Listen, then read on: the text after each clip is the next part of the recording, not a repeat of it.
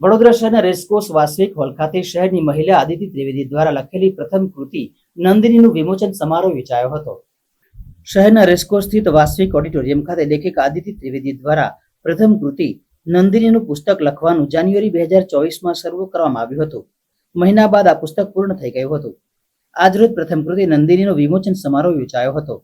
વિમોચન કાર્યક્રમમાં લેખિકા આદિતિ ત્રિવેદી તથા આયોજક ઉમેશ ત્રિવેદી તથા ડોક્ટર જયેશ ભુગાયત તથા અશ્વિન ચંદા રાણા, હર્ષદ દવે, નયન શાસ્ત્રી તથા અન્ય મહાનુભાવોની ઉપસ્થિતિમાં પ્રથમ આવૃત્તિ નંદિનીનું પુસ્તકનું વિમોચન કરવામાં આવ્યું હતું। દીપ પ્રાગટ્ય કરી કાર્યક્રમની શરૂઆત કરવામાં આવી હતી।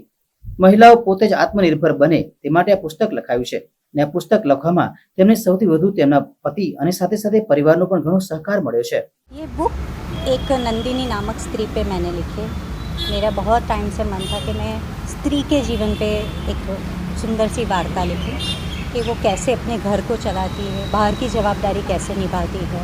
जो स्त्री होती है घर की, वो मुख्य पात्र होती है, पूरे घर को संभालती है, वो अपने सारे रिश्ते कैसे निभाती है।